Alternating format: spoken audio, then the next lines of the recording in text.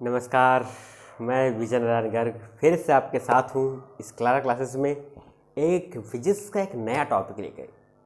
हालांकि ये topic physics का नहीं है, बायोलॉजी का है, लेकिन प्रकाश पढ़ रहे हैं और प्रकाश में देखने के लिए आँख की बात ना हो, ये कैसे संभव है। जी हाँ, हम आज वो टॉपिक लेकर के आए हैं जो आपके शरीर में है और फिजिक्स में उपयोगी है, और वो है आपकी आँख। जी हाँ, एकदम यही। टुकुर टुकुर देखते हो क्या, तो जब आँखें ही नहीं होंगी तो देखोगे क्या। तो आज हम बात करते हैं मानव नेत्र की।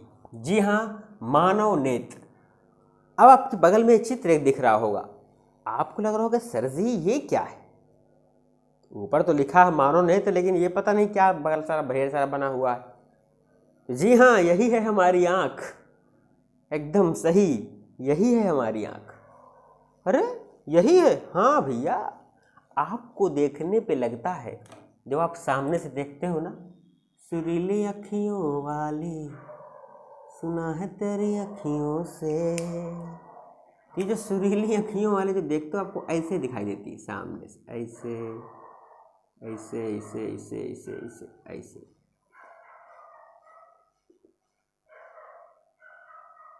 ऐसे ना, आँखों से तूने ये क्या कर दिया। बहुत सारे गाने हैं आँखों को लेकर के। सामने से देखने पे आपको ऐसे दिखती है, लेकिन अगर आँख निकाल के गोटी खेलो, शक्ति कपूर का डायलॉग होता है ना, अखियाँ निकाल गोटी खेलूंगा गोटी, तो गोटी ऐसे बनेगी। अब जरा हम समझते हैं, ज़्यादा समय न लेकर के अपने पॉइंट पर आते हैं और समझते हैं अपने मानव नेत्र को। ठीक है, तो मानव नेत्र, आप सबको पता है कि यह एक नेत्र एक संवेदी अंग है। कैसा अंग है? संवेदी अंग। संवेदी अंग का मतलब होता है कि जिसके माध्यम से हमको संवेदनाएं मिलती हैं या अनुभूति होती है। जैसे हमारे पास 5 ज्ञानेंद्रियां हैं, आँख, कान, नाक, मुंह, त्वचा। उन्हीं में से आँख है संवेदी अंग। और उन संवेदी अंगों में से आँख में किस प्रकार से फंक्शन होते हैं, हम कैसे आँख में कुछ चीज़ देख पाते हैं, कैसे महसूस कर पाते हैं कि ये बड़ा है, छोटा है, पास है, दूर है, कितना चमकीला है, कितना अंधेरा है, प्रकाश है। ये सारी चीज़ें समझने के लिए आज का टॉपिक बहुत ही महत्वपूर्ण है और बहुत ही इम्पॉर्टेंट है आपकी परीक्षाओं के लिए। तो आज का टॉपिक बिल्कुल मिस मत करिए और आप समझते हैं मानव नेत्र को। मैंने कुछ पहले से आपके बोर्ड में लिख रखे हैं ताकि यहाँ पे टाइम बर्बाद ना हो। आपकी पुस्तक में भी बहुत सारी चीज़ें लिखी होंगी इस संबंध में, लेकिन पुस्तक पुस्तक है और गुरु गुरु है। साथ में पढ़ेंगे, एकदम कंसेप्ट क्लियर होता चलेगा। तो देखते हैं, हम इस मानव नेत्र के पहले एक नज़र चित्र पर डालते हैं। यहाँ पर आप देखते होंगे एक बड़ा सा ऐसे गोला बना हुआ है, उसमें 3 रिंगें बनी हुई हैं, 1 2 3। अभी समझा रहा हूँ कैसे। उस रिंग में आप देख रहे होंगे कि यहाँ से थोड़ा सा बाहर ऐसे उभार टाइप से बना हुआ है, फिर अंदर ये कुछ अलग से बना हुआ है ऐसे।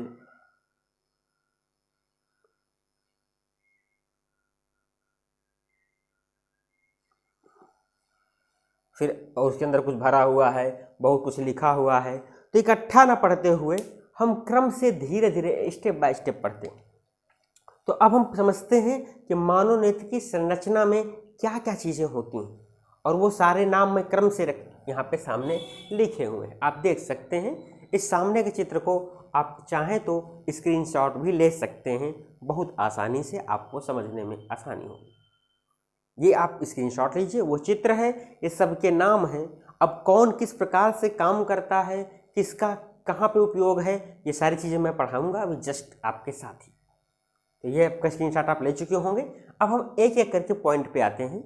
ये हमारी मानव नेत्र है, जो हमारी आँख सामने से दिखती है ऐसे, वो सामने से ऐसे है, लेकिन अंदर ऐसी नहीं। अंदर इसका लगभग पूरा जो व्यास है गोलाई का, वो लगभग 25 मिलीमीटर का होता है। 25 मिलीमीटर मतलब लगभग 2.5 सेंटीमीटर। ठीक है, पहली बात। 2.5 सेंटीमीटर बाहर से तो कम है, इतना अंदर थोड़ा सा और अंदर मटेरियल इसके अंदर है। वो मटेरियल कैसे कैसे है, वो इस प्रकार से बटा हुआ है। तो मानव नेत्र को अगर हम देखते हैं तो हमारे पास बांटने के लिए हमने मुख्य रूप से इन 12 भागों में विभाजित किया है। पहली बात, दृढ़ पटल। जैसे कि नाम है वैसे इसका काम है। एक एक पॉइंट को मैं समझा रहा हूँ, लिखाऊंगा नहीं। जब नोट्स प्रोवाइड होंगे उसमें आप देख सकते हैं, या आपकी किताब में लिखा भी है, सिर्फ आपको समझना है। पहला पॉइंट है दृढ़ पटल। इसी को श्वेत पटल भी बोलते हैं। दृढ़ पटल का मेन काम है कि दृढ़ता रखना, अर्थात हमारी आँख को इस प्रकार से रखना कि उसमें अगर कोई चीज़ आ जाए तो उससे तुरंत आँख को नुकसान ना पहुँचाए। क्योंकि होता क्या, जब हम चलते हैं शाम के टाइम बहुत सारे कीड़े घुस आते हैं, और कीड़े घुसते ही फट से आँख में घुसते हैं। अगर बाहर की वो जो परत है आँख की वो दृढ़ ना हो, कठोर ना हो, तो कीड़ा हमारे आँख के अंदर घुस जाएगा और फाड़ डालेगा, फिर हम आँख निकाल के बाहर रखनी पड़ेगी। होता कि नहीं? हम क्या करते हैं, जैसे चलते चलते जा रहे हैं, अचानक कीड़ा घुस मार मसल डालते हैं, कीड़ा निकाल के लाश उसकी भी बाहर निकाल लेते हैं। लेकिन आँख में हमारे कीड़ा अंदर बहुत कम घुसता है। बहुत खतरनाक कीड़ा हो जाए तो अलग बात है, कुछ काट डाले, खून निकाल दे। ठीक है? क्यों? क्योंकि बाहर से हमारे संरचना बनाने वालों ने, जिसने आँख बनाई, हमारे ईश्वर ने, उसने व्यवस्था बना रखी है कि आप क्या क्या कर सकते हो, क्या क्या हो सकता है। तो पहला पटल है दृढ़ पटल। ये खोखले का एक गोला होता है, ये बाहर से ऐसे बाहर से बना हुआ ना एक गोला, ये श्वेत पटल लिखा है, यही दृढ़ पटल। ये एक गोला होता है पूरा, और इस गोले का लगभग जो व्यास है ये लगभग 25 मिलीमीटर होता है, और ये एक दृढ़ है, और ये अपारदर्शी रूप से एक तरह से ढका होता है। आपको लगता नहीं कि कुछ गड़बड़ है, पूरा एक तरह से यहाँ इधर चारों तरफ से सेट हो गए। ठीक है? और ये इसका मेन काम क्या है? इसका मेन काम है कि अंदर की भीतरी चीज़ों की सुरक्षा करना दृढ़तापूर्वक, इसलिए इसका नाम दृढ़ पटल है। क्लियर? फिर बात करते हैं हम रक्तक पटल की। रक्तक पटल क्या होता है? यह इस दृढ़ पटल के भीतर, जैसे बाहर एक परत हो गई, बाहर की परत के अंदर एक पतली परत होती है काले रंग की, इसको हम बोलते हैं रक्तक पटल। ठीक है? और इसका मेन काम क्या है कि जो बाहर से जो प्रकाश आता है, मान लीजिए हम धूप में निकले, बहुत तेज धूप लगती है और इतनी धूप लगती है कि चमचमा जाता है पूरा, या तो उस प्रकाश को यह रक्तक पटल क्या करता है, अपने पास सोखता है, अवशोषित करता है, और जितनी ज़रूरत है उस हिसाब से फिर आगे मेंटेन करता है। ठीक है? और उस सोखने के अलावा मान लीजिए प्रकाश ज़्यादा घुस गया तो अंदर फिर इधर उधर परिवर्तित होगा, परिवर्तन घटना होगी, तो परिवर्तन घटना का नहीं हो, इसलिए उसको ये सोख लेता है। तो रक्तक पटल का मेन काम समझ में आ गया होगा। यह एक काले रंग की झिल्ली होती है जो बाहर से आने वाले प्रकाश को अवशोषित करती है और पूर्ण आंतरिक परिवर्तन या परिवर्तन संबंधी घटनाओं को होने से रोकती है। रक्तक पटल। क्लियर?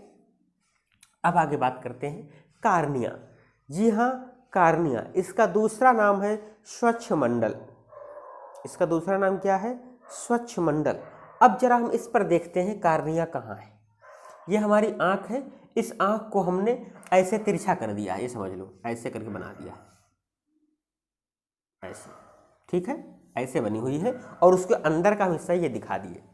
तो अब ये हिसाब तिरछा आँख रखी हुई है, और ये आप देख रहे होंगे, ये लिखा है कार्निया। ये बाहर, ये जो आँख के जो ऐसे से दिखाई दे रहा हो, एकदम ऊपरी गोला जो होता है एकदम बाहर से सामने से, वो होता है कार्निया। उसका नाम क्या? कार्निया। कार्निया कहिए या इसी का नाम स्वच्छ मंडल कहिए। इसका मेन काम क्या होता है? पहली बात तो कि ये आप देखते हैं कि उभरा होता है, थोड़ा सा ऐसे उभार है इस पे, और उभार के साथ साथ जो इसमें प्रकाश अंदर घुसता है ये उसको यहीं पर अपवर्तित करते हुए फिर अंदर ले जाता है, ये कार्निया। ठीक है? तो अगर आपसे कोई सवाल पूछता है कि मानव नेत्र में प्रकाश किस रास्ते से होकर जाता है, तो सबसे पहला रास्ता कौन उसको मिलेगा? कार्निया। ये श्वेत पटल, रक्तक पटल, ये सब रहेंगे ऊपर सुरक्षा के लिए, लेकिन जो सामने का जो हिस्सा है ये सबसे पहले यही गोल गोल ऐसे चक्री बढ़ती है, ये जो हिस्सा मिलता है इसका नाम है कार्निया।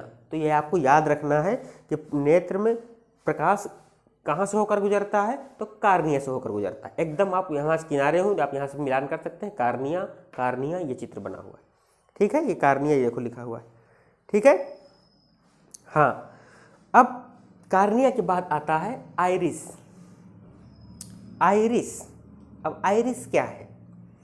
आइरिस एक प्रकार से ऊतकों से ही निर्मित एक पतली झिल्ली होती है, एक पर्दा होता है, और ये ऐसे काम करता है कि जैसे कोई शटर टाइप से फिल्म का, ऐसे मान लीजिए आइरिस क्या होता है, जैसे हमारी आँख कैसे दिख रही है आपको, काली रंग की, किसी की नीली दिखाई देती है, किसी की भूरी, सांवरी सलोनी तेरी झील सी आँखें। ये झील सी आँखें नहीं, वो सब कहने के लिए हैं, गाने के लिए। लेकिन किसी किसी आँखें आप देखे होंगे ना, बिलरी होती हैं, बिल्ली बिल्ली कलर की, या किसी की भूरी या किसी की नीली हो जाती हैं। ये किस कारण से होती हैं? ये जो रंग है किस कारण से होता है? ये आइरिस के कारण होता है। तो जो आँखों का जो रंग जिसको हम बोलते हैं, ये नीली, ये किस कारण से होता है? आइरिस कारण। और ये इसके पीछे एक जस्ट एक पतली सी झिल्ली है, ये आपको दिख रही होगी, ये लिखा है आइरिस। ये ऐसे काले काले से दिखे हुए हैं, ये बने हुए हैं, यही झिल्ली है। और इसी में ही ये कैमरे के जैसे शटर होता है ऐसे ऐसे, उसी के भांति कार्य करती है आइरिस। और ये आपको, इसको नाम, दूसरा नाम क्या है? परितारिका। दूसरा नाम क्या है? परितारिका। ये आपको समझना है कि ये किस प्रकार से काम करती है। ठीक है। अब इसके बाद बात आती है पुतली। अब जरा समझना कि ये पुतली और आइरिस दो ऐसे नाम हैं कि दोनों मिलके बहुत बढ़िया काम करते हैं। समझना, पुतली समझते हो आपने? मेरी गौर से मेरी आंखों में देखो, ये काला काला सा है, अपनी आंख में भी देख सकते हो, लेकिन अपने आप देखो समझ नहीं पाएगी। एक दूसरा को बगल में बैठा उसको आप देख सकते हो। इस काले काले में एक सफ़ेद सफ़ेद बीच में छोटा सा दिख रहा होगा, जिसमें मेरे सामने की रोशनी चमक रही है। वो जो सफ़ेद सफ़ेद है, उस जहाँ से प्रकाश अंदर घुस रहा है, घुसता तो कार्निया से है, फिर इसके बाद आइरिस है। यहाँ पर ये जो हिस्सा है, ये जो बीच का हिस्सा है, जो ऐसे ये बना हुआ है, ये हिस्सा यहाँ पे जैसे ये बना हुआ है, ये हिस्सा, ये क्या कहलाता है? ये कहलाती है पुतली। ठीक। तो कार्निया के बाद अगर प्रकाश पहुँचता है तो कहाँ पहुँचता है? पुतली में। और पुतली, ये जो छोटा सा छिद्र है, अब ये क्या करती है? इसका मेन काम क्या है कि प्रकाश तो अंदर पहुँच गया, लेकिन अब उसके अंदर, पुतली के अंदर कितना प्रकाश ले जाना है, कितनी ज़रूरत है, कितनी नहीं, ये निर्धारण कौन करेगा? ये निर्धारण करेगी आँख की पुतली। जी हाँ, इसी पुतली का ही दूसरा नाम, इसको हम नेत्र तारा भी बोलते हैं। क्या बोलते हैं? नेत्र तारा। ये समझ, नोट कर लीजिए, नेत्र तारा। ये किसी को बोलते हैं? पुतली को। ये क्या करती है? मान लीजिए कि आप कहीं जा रहे हैं और अचानक से तेज रोशनी आ गई, तो आपकी आंखें चमचमा जाती, होता है ना? तो क्या करते हैं फिर? आइरिस क्या करता है? आइरिस, इसके बगल में देखो सेट है ना, ये काला काला, ये क्या करेगा? अपने आप को ऐसे, मान लीजिए ऐसे ऐसे आइरिस है, अब देखा कि बहुत तेज प्रकाश आएगा, तो ये आइरिस इसको, पुतली को ऐसे दबा देगा। जब दबा देगा तो बीच में क्या होगा? ये जगह पतली हो जाएगी। जब पतली हो जाएगी तो हमारे अंदर रोशनी कम पहुँचेगी। समझ रहे हो ना? जब रोशनी कम पहुँची तो हमारी आँखों में वो चीज़ दिखाई देगी। बहुत तेज रोशनी होगी तो हम चौंधिया जाएंगे। ऐसा इसका उल्टा समझ लीजिए, आप भाई दूर से, बाहर से आ रहे हैं धूप से, और अचानक आप कमरे में पहुंच गए, वहाँ लाइट नहीं जल रही। ऐसे कभी समझिएगा, आप चिलचिलाती धूप में बाहर कहीं काम कर रहे हैं, और वहाँ से थके मांदे निराश होते हुए किसी काम को, आपको लगा कि यार मेरा मोबाइल का चार्जर रह गया है, मेरा पेन रह गया है, मेरा ये रह गया है, मेरा कोई काम रह गया। आप दौड़ के अंदर आए और कमरे में पहुँचे, लाइट नहीं है, उस कमरे में इन्वर्टर कनेक्शन नहीं है, अंधेरा है, लेकिन दिन का मामला। तो आप क्या करते हो? खड़े हो, कुछ देर खड़े हो के आप देखते हो, कुछ नहीं दिखाई दे रहा, फिर आप कुछ देर ऐसे ऐसे आंखें करते हो, कुछ देर बाद लगता है कि हाँ कुछ चीज़ें धुंधली धुंधली दिखाई देने लगी, फिर कुछ देर बाद लगता है कि अरे ये तो फलाना चीज़ रखी, हाँ ये रखी। क्यों ऐसा होता है? ये इसलिए होता है क्योंकि वो पुतली उसको एडजस्ट कर रही है कि आपकी आँख को उस वस्तु को देखने के लिए कितना प्रकाश चाहिए। ये काम कौन करता है? आइरिस की सहायता से पुतली करती है। पुतली से प्रकाश अंदर जाता है, लेकिन उसको सेट कौन करता है? आइरिस। आइरिस अपने आप को ऐसे ऐसे करता है, तो पुतली में अगर ज़्यादा ज़रूरत है तो आइरिस पास पास आ गए, दोनों पेशियाँ ऐसे ऊतक का बना, पहले बताया था, तो पेशियाँ पास पास आ गई तो पुतली में कम प्रकाश जाएगा। तो इस चीज़ को कि प्रकाश को कम या ज़्यादा ले जाना, या आइरिस के द्वारा पुतली का घटना बढ़ना, ये कहलाता है आँख का समायोजन या पुतली का समायोजन। ये याद रखिएगा, नोट कर लीजिएगा। पुतली का समायोजन क्या कहते हैं, किसे कहते हैं? तो आइरिस की सहायता से पुतली का प्रकाश को कम या ज़्यादा अंदर प्रवेश कराने के लिए घटना या बढ़ना पुतली का क्या कहलाता है? पुतली का समायोजन यानी एडजस्टमेंट करती है कि हाँ कितना प्रकाश चाहिए। ठीक है ना? तो ये चीज़ आप दिमाग में रखेंगे और ये 5वां पॉइंट पुतली आपको दिमाग में उम्मीद है कि समझ में आ गया होगा। क्योंकि ज़्यादा प्रकाश चला जाएगा तो हमको नहीं दिखाई देगा कोई वस्तु, कम प्रकाश होगा तब भी नहीं दिखाई देगी। तो दोनों वस्तुओं को जितनी ज़रूरत चाहिए, जितना उसकी क्षमता है, उस हिसाब से प्रकाश चाहिए और उस हिसाब से वो पुतली काम करती है। ठीक है? इसके बाद आता है नेत्र लेंस। अब आप सोचोगे कि लेंस से तो सर जी पढ़ाए थे, अभी तक लेंस ही पढ़ रहे थे पिछले चैप्टरों में, अब नेत्र लेंस भी होता है क्या? हाँ भैया, नेत्र लेंस भी होता है। उस लेंस का काम क्या था? लेंस का काम था जो सामने की वस्तुएं हैं उनको इस पार प्रतिबिंब बनाना। तो हमारी आंखों में भी उसी प्रकार प्रतिबिंब बनता है, लेकिन ये याद रखिए कि ये लेंस उस बाहर के कांच की तरह नहीं होता, ये ऊतकों का होता है।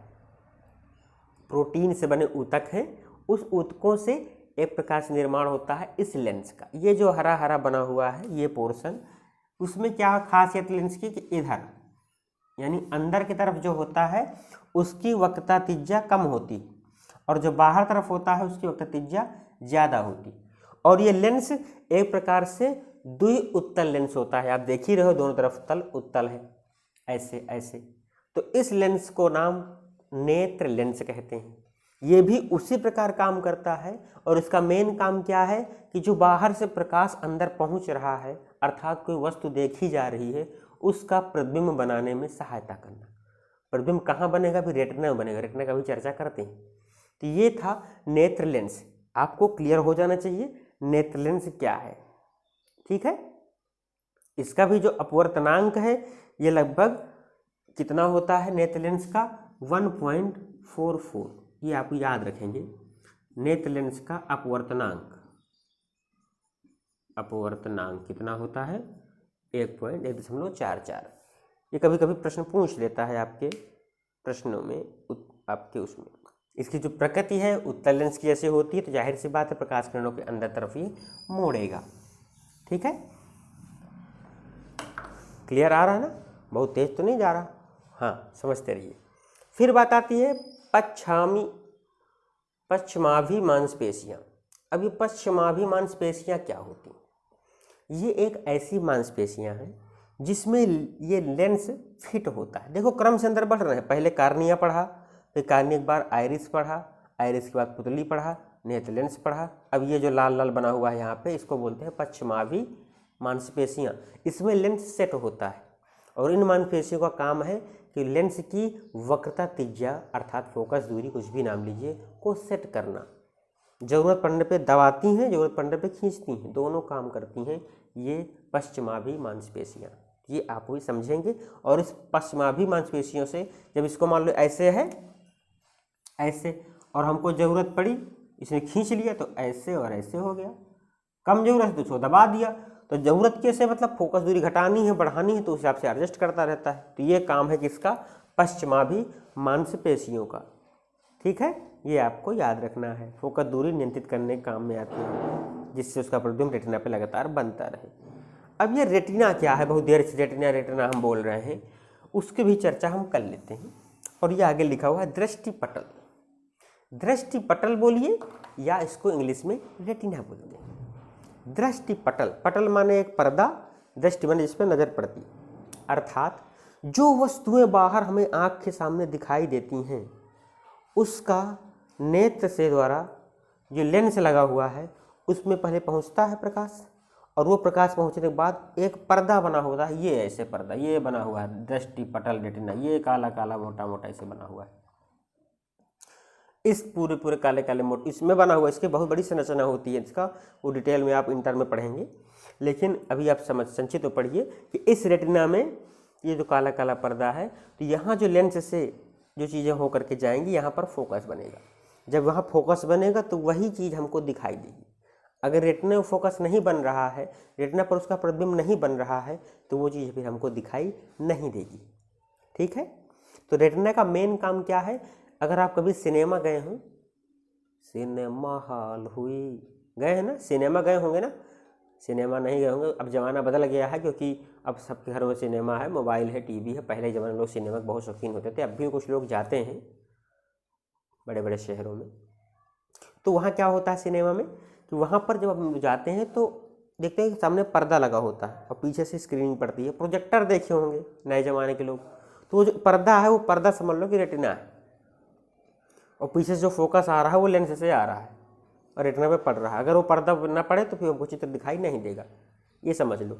आपने अगर प्रोजेक्टर देखा होगा तो प्रोजेक्टर की जो मशीन से जो निकलती हैं किरणें, वो मशीन मान लो कि लेंस है, और ये जो आगे लगा देते हैं हम स्क्रीन, वो हमारा स्क्रीन मान लीजिए ये आँख के अंदर होता है, आँख के बाहर नहीं, आँख के अंदर ही सब सेट होता है, उसका नाम है रेटिना।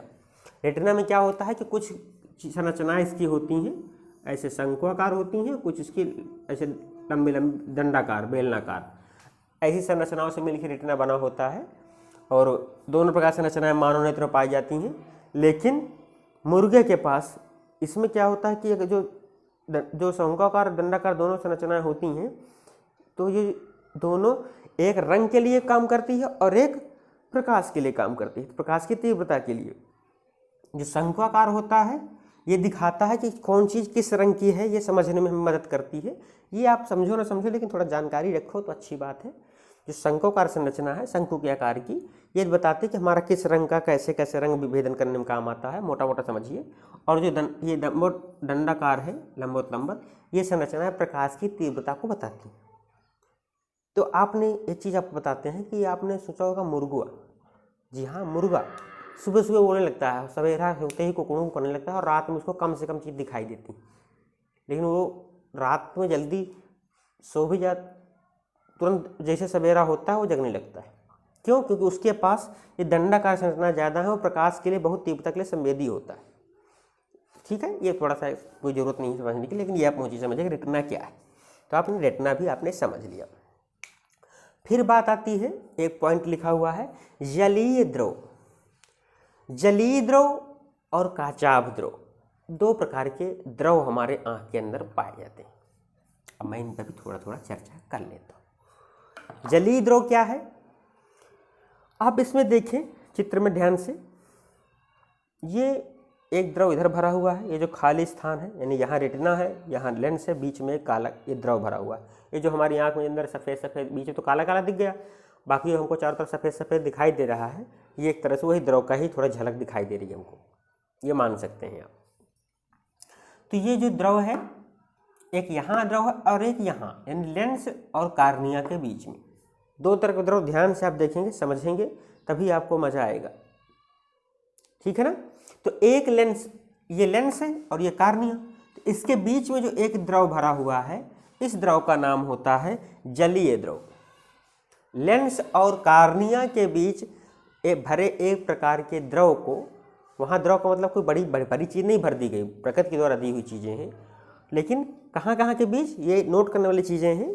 आप वीडियो को पॉज करके नोट कर सकते हैं या बाद में बैक करके दोबारा देख सकते हैं, बार बार देख सकते हैं, उसको कोई एतराज़ नहीं है। तो नेत्र लेंस और कार्निया के बीच भरे एक प्रकार के द्रव को क्या कहते हैं, जलीय द्रव।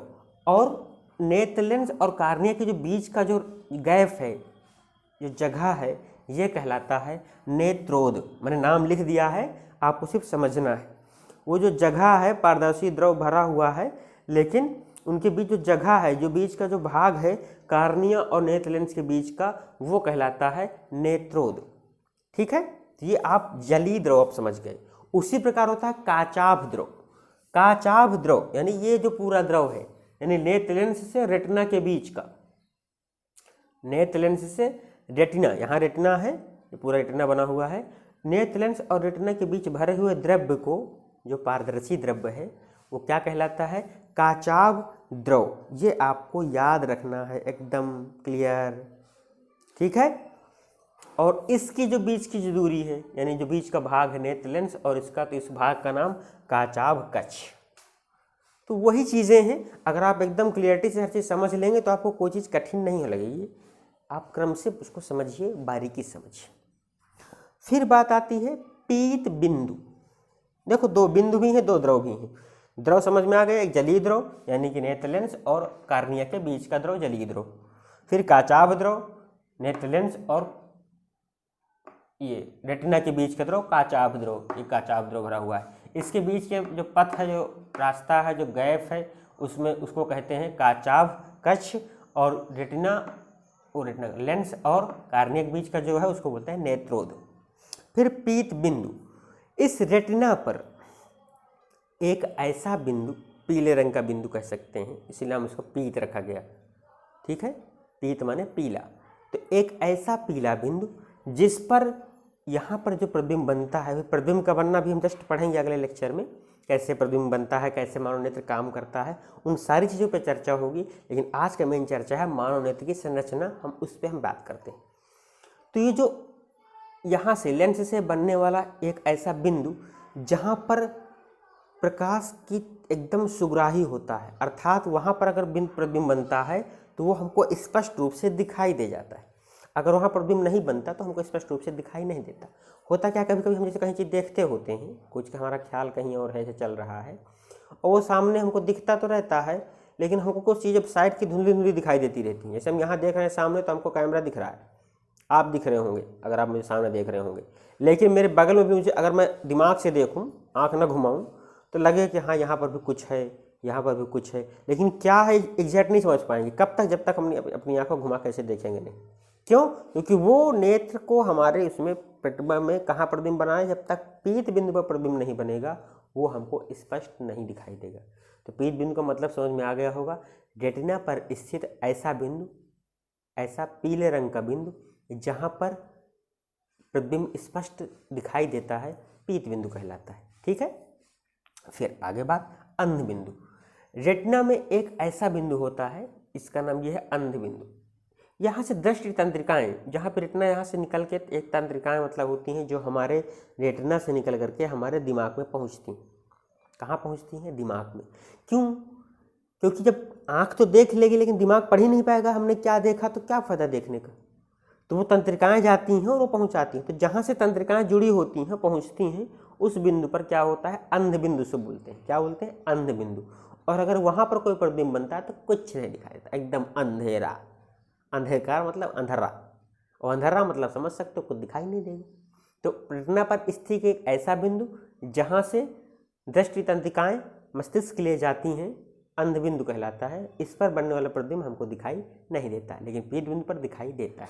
अब मैं एक बार संक्षिप्त में सारी चीज़ें क्लियर करता हूँ, फिर आगे क्लास खत्म करते हैं। दृढ़ पटल, श्वेत पटल।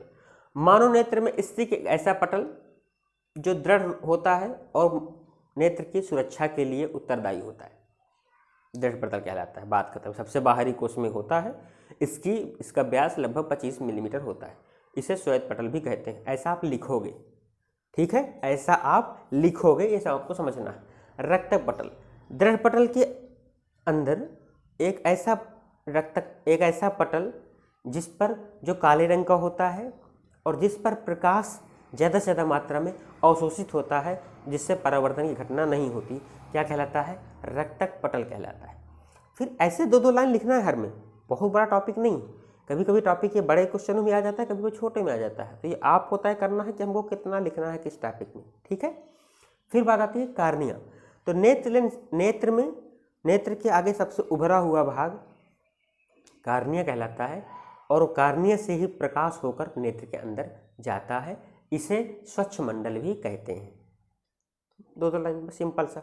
फिर आइरिस, कार्निया के अंदर, कार्निया के पास ऊतकों का बना हुआ एक ऐसी झिल्ली होती है जिससे प्रकाश नियंत्रित होता है, जो पुतली को एडजस्ट करने में सहयोग करता है। क्या कहलाती है? आइरिस कहलाती है। एक तरह से ये कैमरे के शटर टाइप से काम करता है, ये आप समझ सकते हो, ठीक है। फिर पुतली में प्रकाश को कितना अंदर पहुंचाना है? पुतली नेत्र में स्थित एक ऐसी भाग है, ऐसा अंग है जिससे प्रकाश समायोजित होता है कि कितना आवश्यकता अंदर ले जाने की, कितना उसको नहीं। और ये आइरिस की मदद से अपने आप को समायोजित करती है, प्रकाश को अंदर बाहर ले जाने में मदद करती है। फिर बात आता है नेत्र लेंस की। ऊतकों से यानी प्रोटीन से बना हुआ एक ऐसा पारदर्शी लेंस है जिसे लेंस कहलाता है। इसमें बाहर क्या वक्र त्रिज्या ज़्यादा और अंदर तरफ की वक्र त्रिज्या कम होती है, ठीक है, जो प्रतिबिंब बनाने के काम आता है।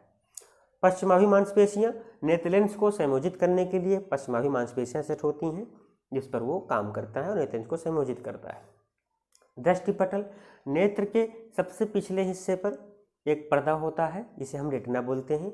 इस पर नेत्र से आने वाला प्रतिबिंब स्पष्ट रूप से बनता है, ठीक है, रेटिना हो गया। इसके बाद बात आती है जलीय द्रव की। तो नेत्र लेंस और कार्निया के बीच भरा हुआ द्रव जलीय द्रव कहलाता है और इसके बीच का भाग नेत्रोद कहलाता है, ये सब बता चुके हैं। फिर बात आती है काचाभ द्रव की। नेत्र लेंस और रेटिना के बीच भरा हुआ द्रव काचाभ द्रव कहलाता है, उसके बीच का भरा हुआ काचाभ कक्ष कहलाता है। पीत बिंदु रेटिना पर स्थित एक ऐसा पीला बिंदु जिस पर नेत्र लेंस से जाने वाला प्रतिबिंब स्पष्ट रूप से बनता है, वो पीत बिंदु कहलाता है। फिर दूसरा अंध बिंदु रेटिना पर स्थित एक ऐसा बिंदु जहाँ से संवेदी तंत्रिकाएं मस्तिष्क के लिए जाती हैं, जहाँ पर पड़ने वाला प्रतिबिंब हमको दिखाई नहीं देता स्पष्ट रूप से, अंध बिंदु कहलाता है। तो बस ऐसे पॉइंट आपको नोट कर लेना है। ये चित्र बनाना सीख लीजिए, बहुत आसान है, कुछ नहीं करना है, बस आपको खाली ये डिजाइन दे देना है एक बार ऐसे करके और ये गोला बना देना है, ये फिर एक गोला और बना देना है ऐसे करके, ये जल्दी जल्दी में, और बस यहाँ पे एक लेंस बना देना है, और बस हो गया भैया, काम बन गया आपका। ये वो बन गया, यहाँ पे ऊतक बना दो, बस तैयार हो गया नेत्र लेंस आपका। किसी भी डिजाइन बना सकते हो, आपको समझाने के लिए। अब बस आपको लिखना चाहिए कि लेंस है, ये है, ये है, ये है, चित्र बना दीजिए और इसके बाद ये पॉइंट इस पर लिख दीजिए, हर पॉइंट को 2-2 लाइन लिख दीजिए, आपको बढ़िया भरपूर नंबर आपको आसानी से मिलेंगे और आपको समझ में भी आ जाएगा। तो आशा करता हूँ कि आपको ये नेत्र लेंस समझ में आया होगा।